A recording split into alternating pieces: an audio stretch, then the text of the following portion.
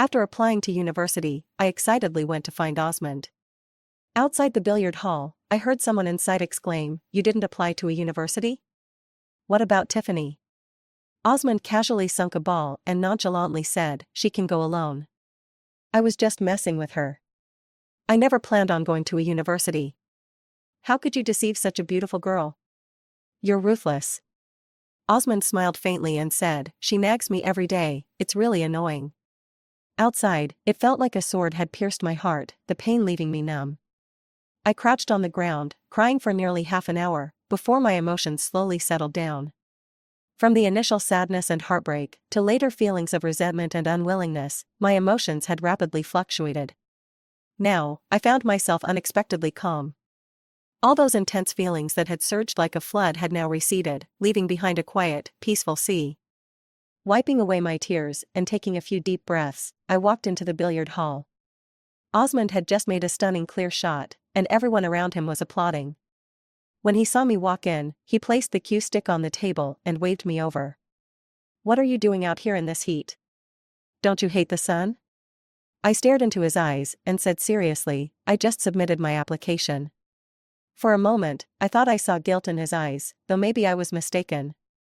Osmond cleared his throat. "Yeah, I submitted mine too."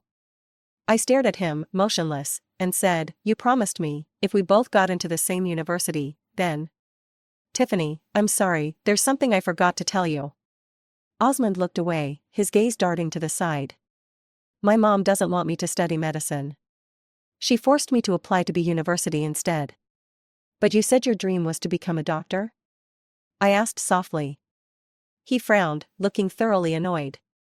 "You know how my mom is. She says being a doctor is too tough, too thankless, and forced me to apply to be university for finance." I lowered my head in silence. So, this was his excuse to brush me off. "Osmond, do you really think anyone would believe that? Sure, your mom is dominant, but when has she ever forced you to do something? Every time you two have argued, hasn't it always ended with her compromising?" I didn't voice any of these thoughts. I simply looked up at him and calmly asked, "So, we can't go to university together after all?" "I'm sorry, Tiffany." Osmond lowered his head, trying to soothe me. "Don't be angry. I'll take you out for dinner tonight. Besides, we're not cutting contact. We can still call and video chat." I didn't respond. I just turned and left. "Osmond, there will be no more chances. I will never contact you again." During the holiday, Osmond invited me out a few times, but I made excuses to decline each time. Eventually, he stopped asking. Still, he was very active on Instagram and I always saw his posts. He had completely let loose, hanging out with a group of friends, traveling everywhere. A few days ago, he was in the Highlands, and now, he was on the grasslands. Today, when I opened Instagram, I saw photos of him playing by the sea. There were 6 or 7 of them in the group, all people I knew, his classmates and childhood friends. There were both boys and girls, and they all took many group photos together. In one photo, he was facing away from the ocean, smiling brightly. "Look at that. Without me there, he's so happy." I remembered something I had said to him once. I told him I wanted to see the sea after graduation. At the time, he had disdainfully replied, "What's so special about the sea?" He had made it clear that he didn't want to go with me, so I never brought it up again. Turns out, it wasn't that he didn't like the sea, he just didn't want to go with me. Being pestered by her every day is really annoying. His words from the billiard hall echoed in my mind once again. The impatience in his voice felt like a blunt knife, slicing me over and over again. I never knew he felt that much annoyance towards me. Annoyed to the point of deliberately lying to me, saying he wanted to be a doctor and aiming for a university. When I applied to a university, he quietly applied to be university instead. Did he really hate me that much, afraid of going to the same university as me? I'm not shameless, I have my pride. If I had known he disliked me, I would have stopped clinging to him every day. I had once felt that he liked me too. Osmond and I grew up together. We were childhood friends, neighbors for over a decade. Our families' villas were next to each other. The first time we met was in kindergarten. At that time, my family had just moved in, and since it was a new kindergarten, all my old friends were gone, and I cried when I got there. It was Osmond who came over with a lollipop and patted my head, comforting me, "A beautiful girl like you shouldn't cry." From then on, I became Osmond's little shadow, following him wherever he went. Not just in kindergarten, but at home too. When I found out we were neighbors, I would go straight to his house, instead of even entering my own. My mom was helpless, but his mom was delighted, saying she had gained a daughter. In fact, Osmond's parents were surprised that he could be patient enough to play with me. Because Osmond used to say he didn't like playing with little girls, calling them too delicate and crying all the time. "Why do you like playing with Tiffany?" his mom once asked. "Because Tiffany is pretty, like a doll," Osmond said, pinching my cheek. "And she has dimples when she smiles. I like seeing her smile." I foolishly grinned. "I like playing with you too." Because of my parents' indulgence and the kindness of the neighbors, I grew up without many worries, carefree and happy. Spoiled children are often quite childish. Even when I entered high school, I still thought of myself as a little girl. I had always seen Osmond as an older brother. But Osmond was the one who first brought us closer. He made me realize that I had grown up and could have feelings of my own. At that time, I received my first love letter. I was stunned. A boy actually liked me? The kind of liking boys have for girls? I told Osmond about it, thinking it was a joke. But to my surprise, he immediately changed his expression. "Are you going to date him?" he asked seriously. "I don't like that boy," I replied without hesitation. "So, if someone you like comes along, you date them?" He grabbed my arm nervously. "I don't know. Tiffany, I won't allow you to like anyone else." Osmond stared at me, enunciating every word. His eyes seemed to burn with a fire, emotions swirling uncontrollably. In that moment, it suddenly dawned on me. Was I thinking what I thought I was thinking? Osmond, does he like me? Inspired by romance dramas, my mind immediately played out sweet scenarios. But I replaced the main characters with myself and him. What if Osmond and I were to have a sweet romance like in those dramas, then get married?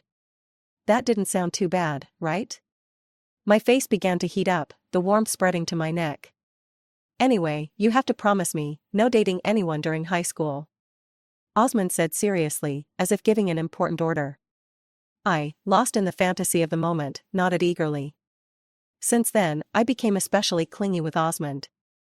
I no longer rushed home after school to watch my favorite anime. Instead, I sat by the basketball court, waiting obediently for Osmond to finish his game before heading home with him. He would go to an internet cafe to play games, and I would sit at a nearby table, doing my homework while waiting for him. At that young age, I didn't know how to hide my feelings. My affection was obvious to everyone around me, they could all tell I liked Osmond. The way I interacted with Osmond started to slowly change. At first, he treated me like a little sister, always looking out for me. But gradually, I started to take care of him instead. He was always impatient with breakfast, so I began bringing 2 portions every morning, watching him eat with me on the way to school. When the weather was about to change, I would text him the day before, reminding him to dress warmly. When he caught a cold, I was more anxious than he was, preparing cold medicine for him. At first, he teased me, calling me a little housekeeper, but later he got more annoyed, even saying I was like his mom, always managing everything for him. I felt wronged. I was just worried about him. One day, he finally lost his temper with me. It was the winter break of our second year of high school. One evening, Osmond's friend was having a birthday party and invited him. Afraid his mom would disapprove, Osmond asked me to cover for him, saying he was going to study at a classmate's house and would stay over there. Since I had a good reputation with adults, his mom believed me and agreed that he could stay out. But that night, while I was scrolling through Instagram, I saw photos from his friend's party. They were drinking. I was shocked. Osmond had never drunk before, and he was still a student. How could he be drinking? More importantly, he hadn't fully recovered from his cold and still had a mild fever. Would drinking affect his recovery? There were so many empty bottles on the table. How much had they drunk? I started to panic. I tried calling Osmond, but he wouldn't answer. I paced around my room, feeling uneasy. Half an hour later, I couldn't take it anymore, so I went to his house and told his mom about it. That night, his mom went to the party and brought Osmond back. She also scolded his friend, saying he had led Osmond astray. Osmond was so embarrassed. After 3 days of grounding, when he finally came out, he called me and asked me to meet him. Outside my house, he yelled at me for the first time. He shouted at me to never interfere in his business again. "Who do you think you are? Why do you think you have the right to control my life? I hate people like you who go behind my back and cause trouble." I had never seen Osmond so angry. When I got home, I cried for a long time. I thought, I'll never care about Osmond again. For the entire winter break, I didn't contact him. When the third year of high school started, it wasn't long before my birthday. Osmond bought me a crystal ball, which I really liked. He knelt down in front of me, looked me in the eye, and in a pitiful tone said, "Tiffany, I'm sorry. Don't be mad, okay?" I was so weak, and I immediately forgave him. From then on, Osmond and I would occasionally have disagreements. But every time, after he said a few comforting words, I would calm down. In the second semester of our senior year, I asked Osmond which university he was planning to apply to. He said he wanted to be a doctor and was aiming for University A. "What about you?" he asked. Without hesitation, I said, "Wherever you go, I'll go too." But I was worried I wouldn't make the cut. After all, University A had high requirements. Osmond said he would tutor me. This was another reason I was so captivated by him. Osmond was really smart. Although I worked harder than he did, my grades were always worse than his. He would always seem laid back, yet his scores were consistently great, and he was well liked by the teachers. With Osmond's tutoring and supervision, my grades finally improved. "If I get into the same university as you, will you grant me one wish?" I asked him, gazing at him hopefully. "Can I refuse?" He smiled mischievously. "No, if you refuse, I'll lose all my motivation to study." "All right, I'll promise you." He sighed, looking helpless. What that wish was, both of us knew very well. Yes, I planned to confess to him once I got into University A. When the results came out, they were just as I expected. I was in. But after applying to the university, I realized Osmond had been planning this all along. He wanted to get rid of me. When university started, other students were excited to step onto campus, but I walked in with a gloomy face, feeling utterly depressed.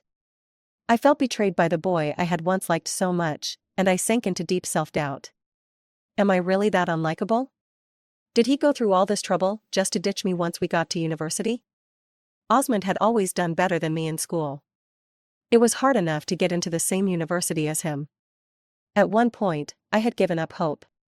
Back then, all I wanted was to be in the same city as him after university. I didn't mind the trouble. I could visit him when I had no classes. Osmond obviously knew what I was thinking, but he didn't want that. He had deceived me just to make sure we wouldn't be in the same city. University A and University B were 1,000 miles apart. He got his wish. I spent the first semester of university like a zombie. I would zone out during class and space out during breaks, never taking my studies seriously. Compared to the other medical students around me who were focused and diligent, I felt like an outsider.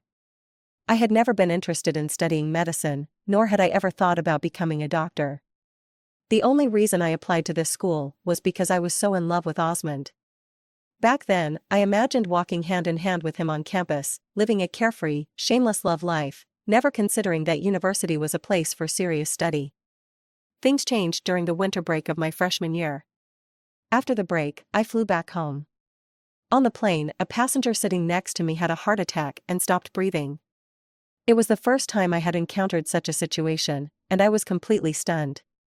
In the chaos among the flight attendants and passengers, an older passenger took action and performed CPR on the patient. 20 minutes later, the patient started breathing normally again and woke up before the plane landed.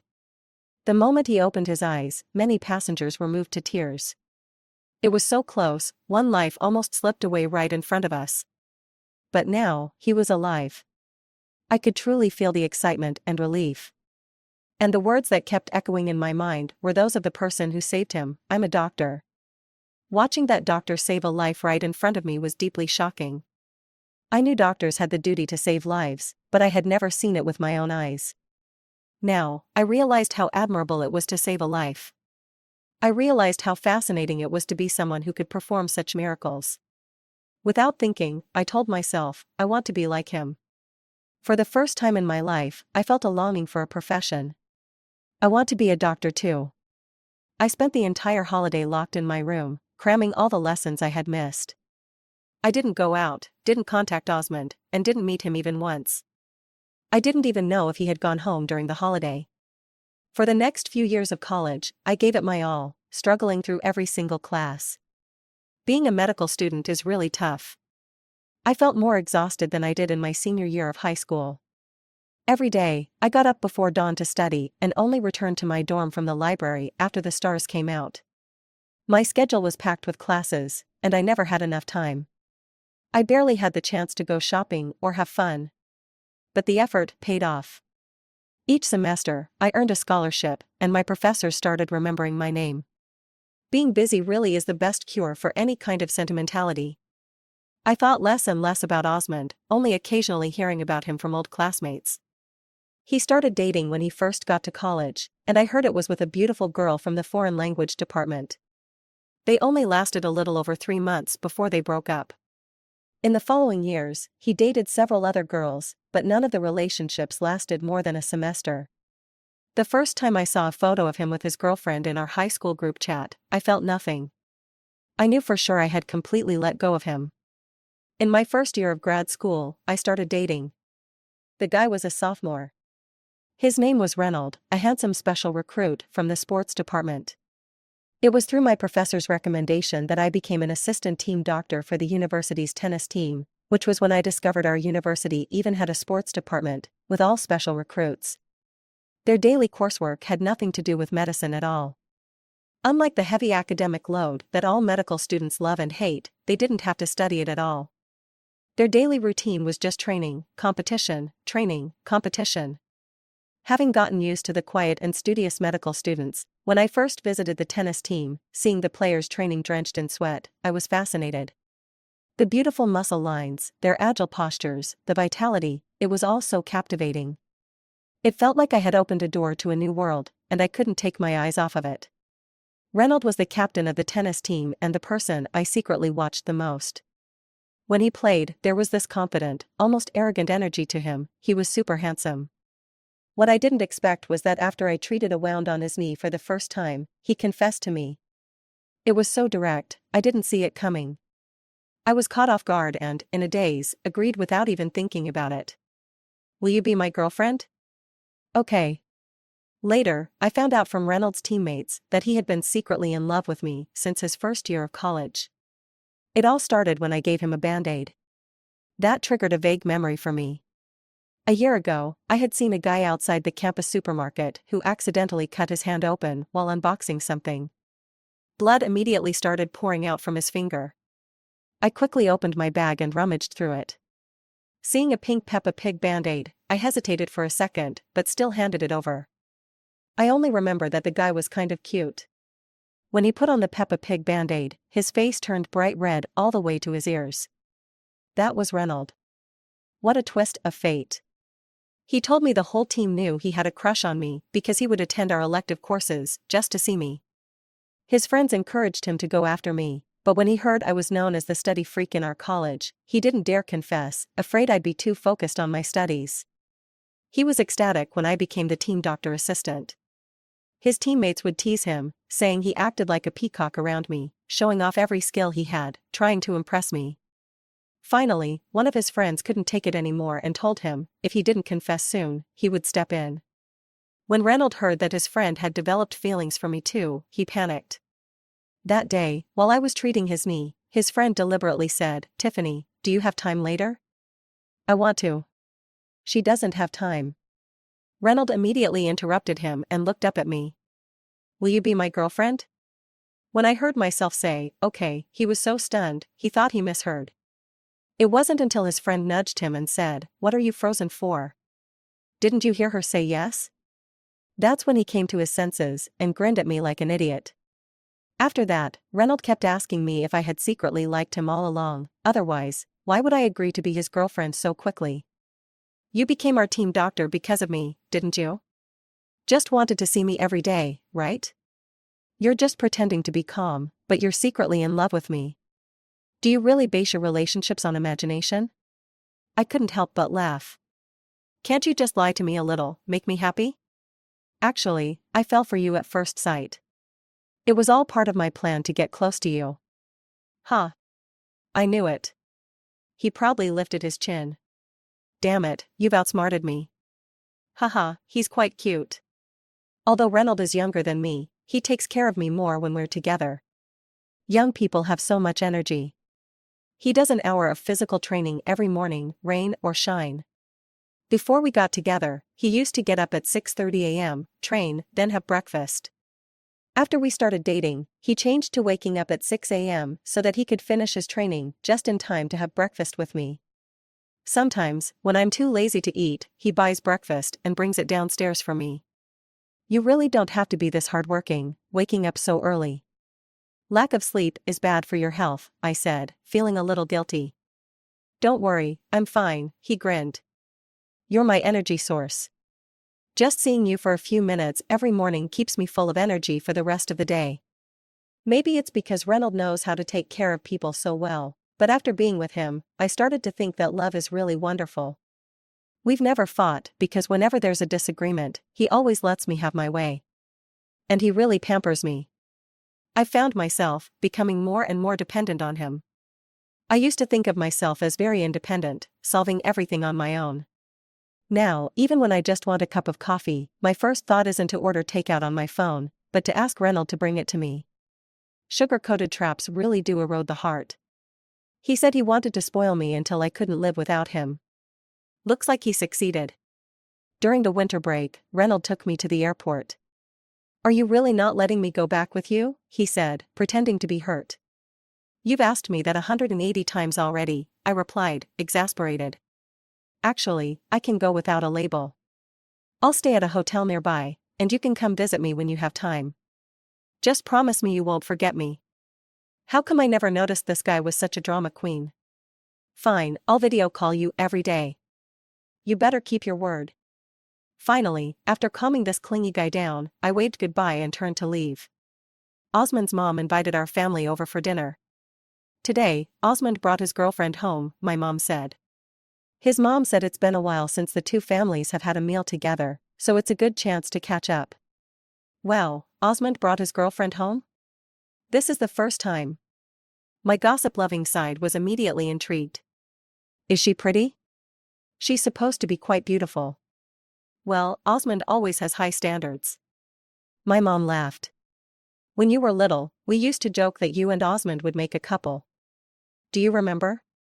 I pretended to be clueless. Really? I don't remember. In my mind, Osmond has always been like my brother. Well, fate is a funny thing. You and Osmond grew up together, but no love blossomed, just sibling bonds, which is fine too. But he's had a few girlfriends already. You're in grad school now, how come you don't have a boyfriend? My mom gave me a meaningful look. You're in your 20s now, it's time. I cleared my throat. Mom, you don't have a problem with age gap relationships, do you? My mom immediately perked up, her eyes sparkling as she fixed her gaze on me. Do you have a boyfriend?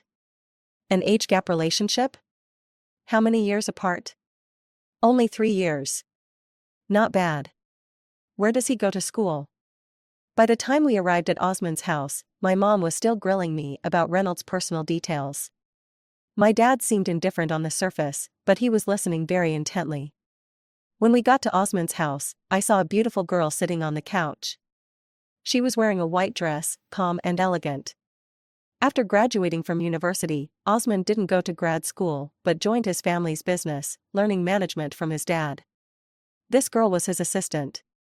I heard she graduated from a prestigious school, and within a month of joining the company, she became Osmond's assistant. Not long after, they started dating.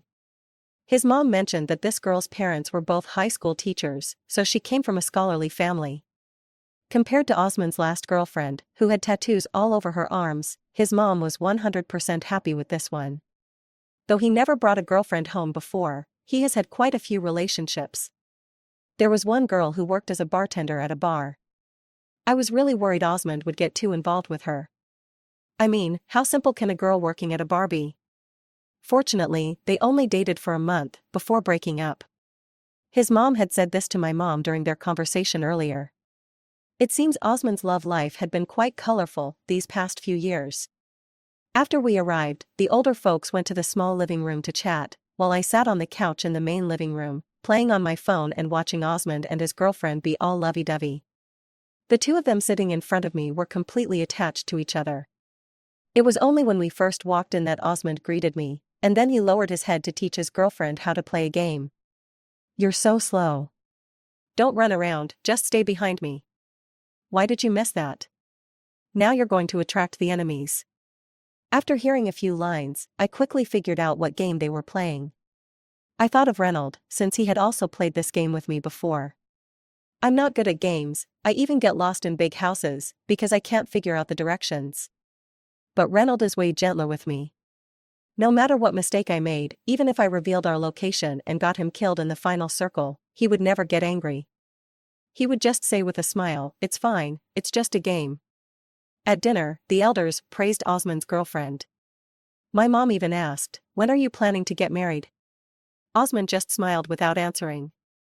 I noticed his girlfriend's smile falter slightly at the corner of her lips. "By the way, Tiffany, do you have a boyfriend?" Osmond's mom asked with a smile. Before I could answer, my mom jumped in. "Yes, she does. And it's an age gap relationship." Osmond nearly choked on his drink, and his girlfriend quickly patted his back to help him. "Age gap relationship? How many years apart?" Osmond's dad asked eagerly. 3 years. He's in his second year of university, I answered. Only 3 years? That's not much of a difference. Osmond's mom asked, "When are you bringing him over to meet us?" For some reason, just thinking about Reynolds' face made my lips curl up in a smile. Since being with him, I really feel like I've become happier and more easily excited. "I'll bring him over when I'm on break," I said thoughtfully. "If I go back home, I'll bring him over to hang out." Osmond put down his chopsticks and turned to my parents. "I'm full." He stood up and left the table. His girlfriend also hurriedly put down her chopsticks and gave us an apologetic smile. "I'm full too." Then, she stood up and followed Osmond. After dinner, I didn't see Osmond or his girlfriend around the living room anymore. After playing for a while, I left with my parents to go home. In the afternoon, I went out to pick up a package. When I opened the door, I was startled to see a tall figure leaning against the doorframe. "What are you doing here? Are you in a relationship?" He stared at me, his emotions unreadable. I nodded. Osmond was silent for a long time before speaking. "I'm sorry." "What?" I was confused. "For the way I acted back when we applied to college," he explained. "Oh, it's fine. That was so long ago, I almost forgot about it. I was immature back then, wanting everything my way. I felt like you were too controlling and too clingy, so I wanted to break free, just to catch my breath. That's why I lied to you and said I wanted to become a doctor. I knew that if I applied to University A, you would have applied to the same school. That had really upset me for a long time back then. His behavior was hurtful. But it's been years, and I've really gotten over it now." I comforted him. "It's fine, Osmond. I'm not mad anymore. It was my selfishness that hurt you. I only cared about myself and didn't think about your future. You have your own dreams, your own things you want to do. I shouldn't have decided your future so carelessly." Osmond's voice was tinged with bitterness. "I heard that studying medicine is tough. You have to do both your bachelor's and master's in a row, and it's so many years of hard work. If you never wanted to be a doctor, it must be really hard for you." "Actually, I like medicine," I interrupted him. I was frustrated for a while. The subjects were so tough and confusing that I even thought about repeating a year and changing majors. But later, I changed my mindset. I fell in love with medicine, and now my dream is to be a competent surgeon. I even get a scholarship every year. I'm pretty awesome." Osmond chuckled softly, patting my head like when we were kids. "Really? That's amazing?" "Of course," I said proudly. "Well, I wish you the best of luck." "Thanks." I felt a little embarrassed. I'm sorry, Osmond. I used to be so clingy, I must have bothered you a lot. I was immature, don't take it to heart. He smiled. You were never a bother to me. The one who was immature back then was me. Not long after school started, one day, I was on a date with Reynold when I suddenly got a call from Osmond. Are you free tonight? Let me take you out to dinner. He got straight to the point. I was surprised. But we're not even in the same city. How could you take me out to dinner? I'm coming for a business trip. But I already made plans with Reynold to have dinner tonight. Reynold? Your boyfriend, right? Bring him along. What, do you think I'll eat you? All right then. 6 o'clock, I'll pick you two up at your school. After hanging up, Reynold asked, who was that? Just a friend, my neighbor. He's here for a business trip and wants to treat us to dinner. At 6 in the evening, my phone rang right on time. Osmond said he was downstairs at my dorm. I was surprised. But I never told you my address. He replied casually, is that so difficult? Didn't you say you're famous for being the top student here? You can just ask any classmate. I quickly called Reynold to meet me downstairs at our dorm. When I went down, I saw Reynold already standing at the door. I jogged over and took his hand, heading outside. A black sedan was parked outside the dorm building. With its flashy logo and luxurious appearance, it looked outrageously expensive. Such cars are rarely seen on this simple campus, and many students were stopping to stare. Even more outrageous was the tall, handsome guy in a suit standing by the car. Not wanting to become the center of attention, I hurriedly pulled Reynold past the car and gave Osmond a look, signaling him to hurry. Osmond, being a gentleman, opened the car door for me to get in. Since there was a driver, Reynold and I sat in the back, and Osmond sat in the front passenger seat. Why do you look so flustered getting into the car? Osmond asked with a smile after the car started moving. Your car and your presence are just too flashy. I didn't want to be the center of attention, I said, laughing. My bad, Osmond apologized in a good-natured tone. When we arrived at the restaurant, I immediately saw the extravagant decor. And even more over the top, everyone inside was dressed in formal attire, men in suits, women in evening dresses. Reynold and I stood out like sore thumbs. He was in sportswear, and I, even more ridiculously, was wearing a puffy down jacket. Once seated, I whispered to Osmond, why such a fancy place? Didn't you say we were just having a casual dinner? Osmond chuckled, this is casual enough. I was worried that Reynold might feel uncomfortable here, but he was eating as happily as anyone, acting completely at ease. I guess I was just overthinking it. After returning to campus, Reynold asked, confused, that Osmond, is he really 3 years older than me? Yeah, he's the same age as me, I nodded. He looks so refined, but his actions are so childish. How do you mean? Reynold hugged me. He likes you, I can tell. Tonight, he was just trying to show off in front of me to make me feel inferior. But I'm not falling for it. My inner strength is strong. Plus, you like me, that's my greatest wealth. He can never compete with that. How can that be? He has a girlfriend, and he's met her parents. A man's intuition is never wrong. After that dinner, Osmond started coming to our city frequently on business. He would often come to school to see me. In the last 6 months, I had seen him more times than in the previous 4 years combined. And every time we met, he brought me gifts. I posted on Instagram with a picture from a mall, where a 6-pointed star bracelet was visible in the corner of the display case. 2 days later, Osmond came to see me and brought me the bracelet. It was outrageous. That was just a random photo I posted, I hadn't even noticed the bracelet in the corner of the picture. I started to realize that things were going beyond my expectations. When Osmond came to town again for business and asked to meet, I made an excuse to refuse. After rejecting him 3 times in a row, he called me. Are you avoiding me? No, I've just been really busy lately. I played dumb, I haven't even had time to hang out with my boyfriend. Reynold keeps complaining about me. You don't need to spend time. Just tell me where to meet, I'll come, and we'll just meet briefly. Osmond, we're in a closed lab, and the professor is very strict. It's really inconvenient. I insisted on refusing. Then I'll wait downstairs at your dorm. You always have to come back to rest, right? I'll just see you for a moment. Osmond's tone was firm. I sighed. Looks like I had no choice but to meet him. That evening, when I returned to the dorm, Osmond was waiting downstairs. This time, he didn't bring his flashy car. To avoid standing out, he had changed into casual clothes instead of his usual tailored suit. Chestnut cakes, my mom asked me to bring them for you, he said, holding up a box. It's a gift from the elders, you can't refuse this time.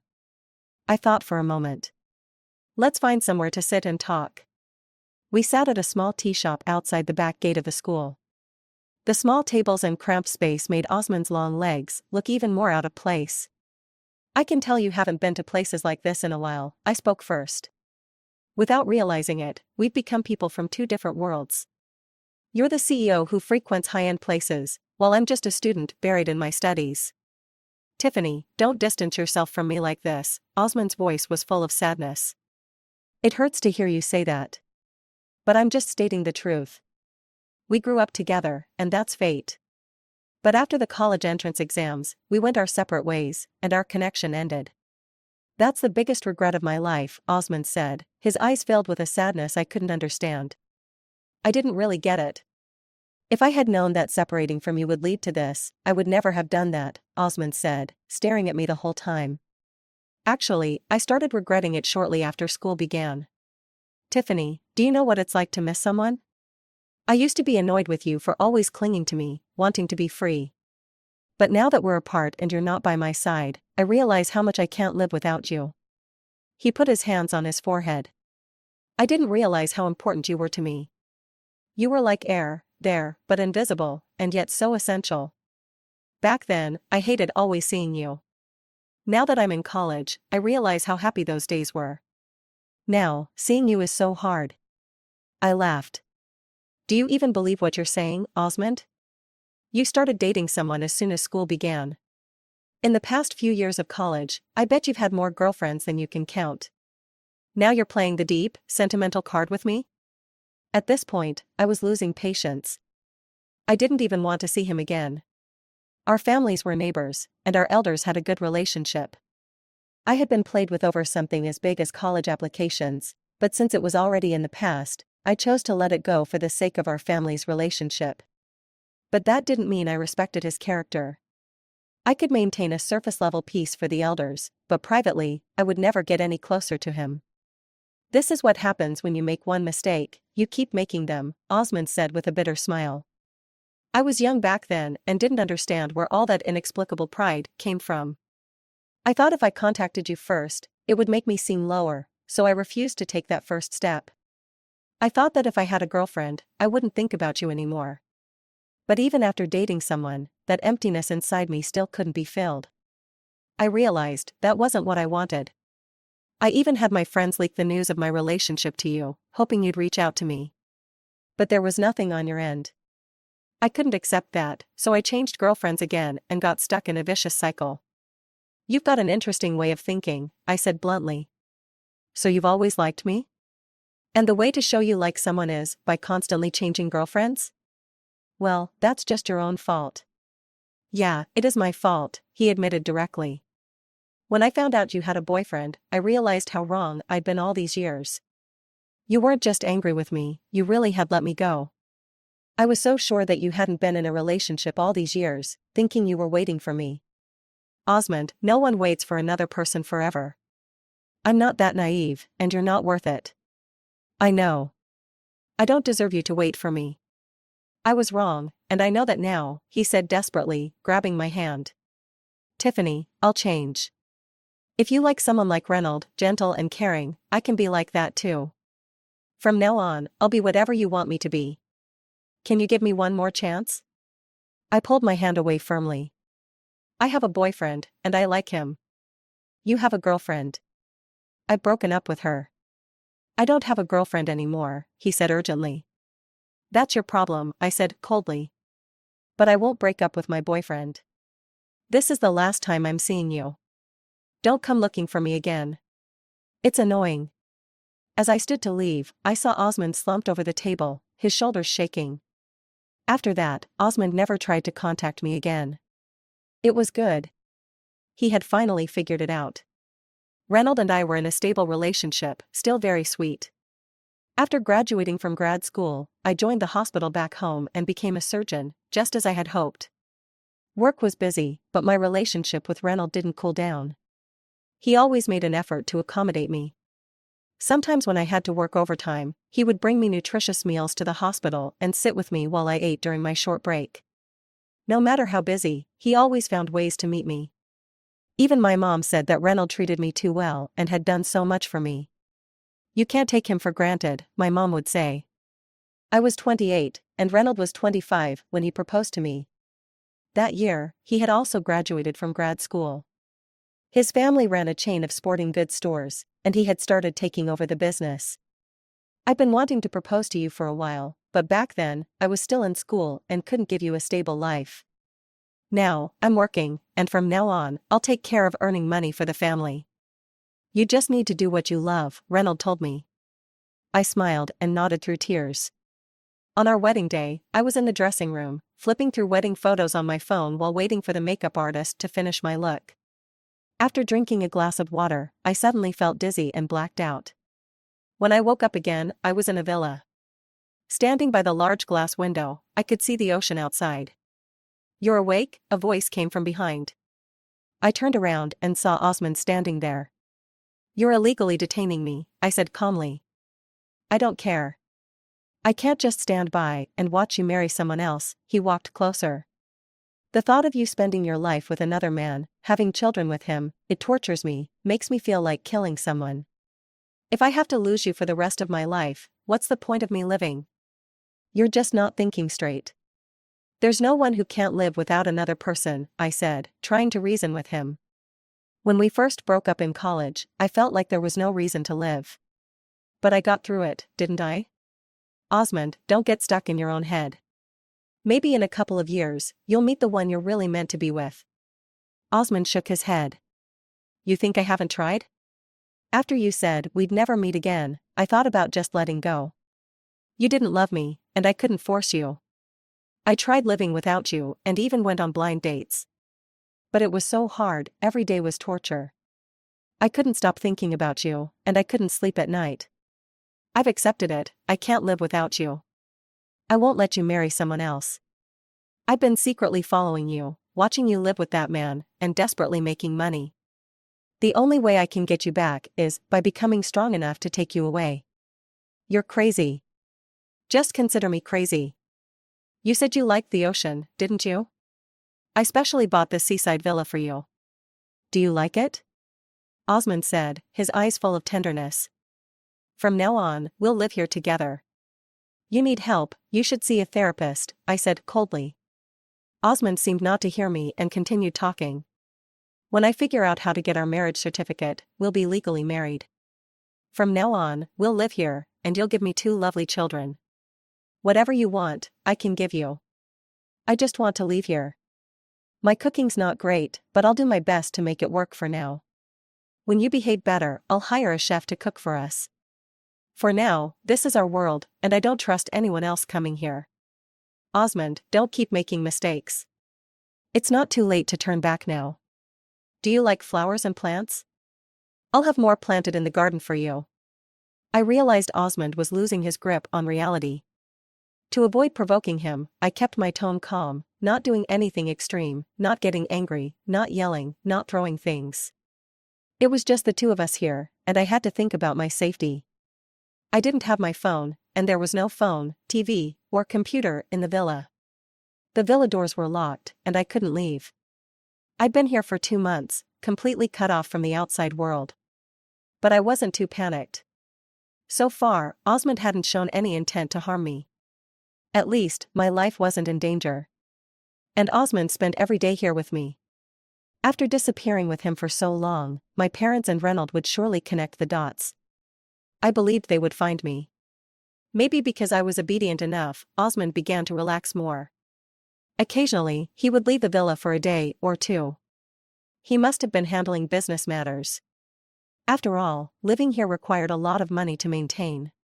I breathed a little easier. As long as he went out, he'd leave traces behind, and my hiding place might be found. Over 3 months since the wedding day, I finally waited for the police to arrive. Along with the police, my parents and Reynold were there.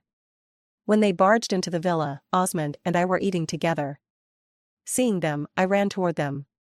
When the police took him away, Osmond actually had a smile on his face. That's enough. These 3 months were stolen time. Having spent them with you, I'm already content, he said calmly. I knew this day would come sooner or later. Do you think this is fair to your parents? They worked hard to raise you, not for you to give up your own life for someone else, I said, feeling no sympathy for him, only pity for his parents. I owe them. I've left enough money for them. I believe they'll be fine without me, he said without a hint of guilt. I just love you too much. Love? I scoffed. No, you don't love anyone. You only love yourself. If you truly loved someone, you wouldn't disregard their future and force them to attend a school they're not interested in. If you really loved someone, you wouldn't go through one girlfriend after another. If you loved someone, you wouldn't do things to hurt them. Back when I graduated, I wanted to work at a better hospital, but couldn't get in. You were the one who sabotaged it, weren't you? Just to push me back to the hospital in my hometown. You never cared about my wishes, and now you still have the nerve to say you love me? No, Osmond, you've never understood love. You're just selfish, I interrupted. You only ever think of yourself and never consider anyone else's feelings. No, Osmond said, crouching down in pain. I love you. Only I know how much I love you. In his delirium, he was forcibly taken away by the police. Turning around, the 3 people I loved most were waiting for me. Reynold took my hand. Let's go home. Yeah, home. I nodded, tears in my eyes. Love is the most complicated emotion in the world. Perhaps, love has different ways of expressing itself. But at the very least, love is not about hurting someone. If someone uses the name of love to hurt others, the only thing we can do is to quickly distance ourselves. End of the story.